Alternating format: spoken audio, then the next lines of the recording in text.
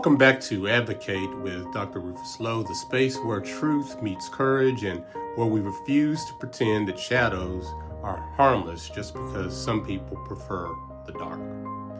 Remember to visit my podcast to see the full presentation of this show and others on YouTube. Don't forget to like, follow, and subscribe. Today, we're tackling a subject that sits at the heart of America's modern political crisis. Stephen Miller, his ideological roots, and the rise of racist populism or populist nationalism. This conversation is bigger than one man. It's about the architecture of an entire movement, a movement that thrives when citizens stop paying attention and allow the shadows to deepen. So let's, for a second, step into the light. The making of a nationalist strategy. We'll start there. Stephen Miller didn't appear out of nowhere. His ideological journey is a straight line from nativist literature to anti-immigrant campus activism to the halls of the Trump White House. What shaped him? First of all, early political radicalization. In high school, Miller wrote essays complaining that Latinx students spoke Spanish and that multiculturalism was a threat. College activism at Duke, he aligned himself with far-right commentators and amplified narratives of white victimhood. Partnership with Jeff Sessions, he found a mentor who believed restricting immigration based on economics, but protecting American cultural identity. In other words, Miller wasn't responding to a policy problem. He was responding to a cultural panic, one rooted in the belief that real America has a racial identity that must be protected.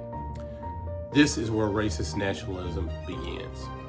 So next we must understand populist nationalism. Well, populist nationalism tells people three very seductive lies. You're being, first of all, replaced. Number two, your suffering is someone else's fault. And number three, only a strong leader can protect you. It takes legitimate frustrations, economic insecurity, political distrust, and redirects them toward racial scapegoats. Stephen Miller became the architect of the most aggressive version of this ideology in modern American policy. 1, ending DACA. 2, family separation.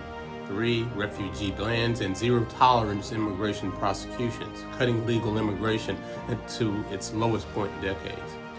It redefined America as an embattled fortress under siege, promoting the invasion narrative used by domestic terrorists.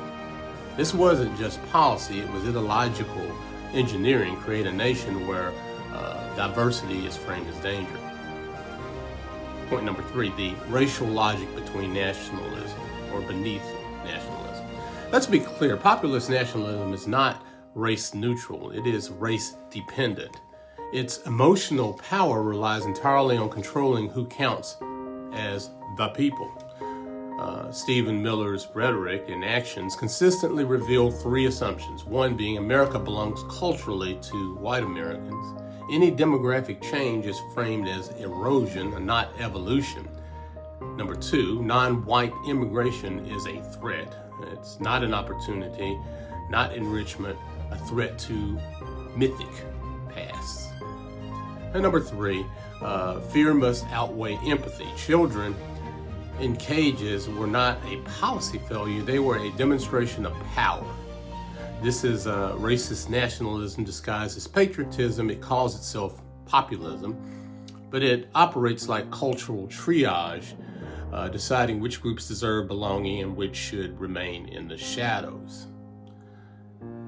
Number 4, shadow tolerance and the Miller model.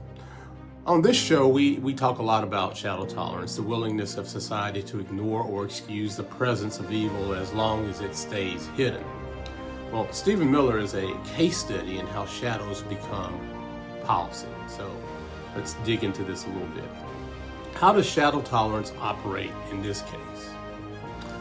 Many Americans knew the rhetoric was xenophobic, but tolerated it because it was directed at others.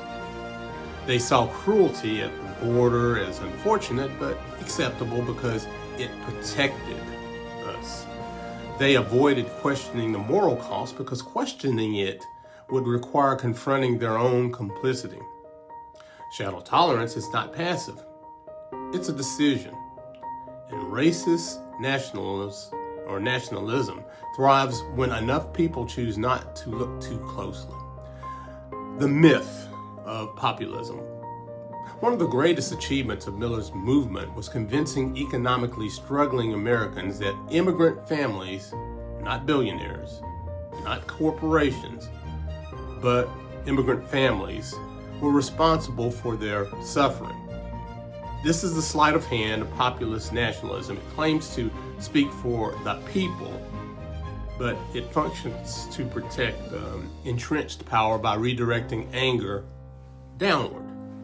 Populist nationalism is not a movement of empowerment, it's a movement of distraction, and Stephen Miller is one of its master craftsmen.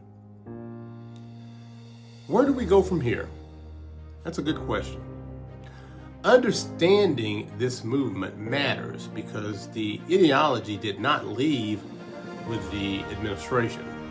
Miller continues to build a nationalist infrastructure through America First Legal, strategic lawsuits, media disruption, voter fear campaigns, messaging designed to keep America in a permanent state of demographic anxiety.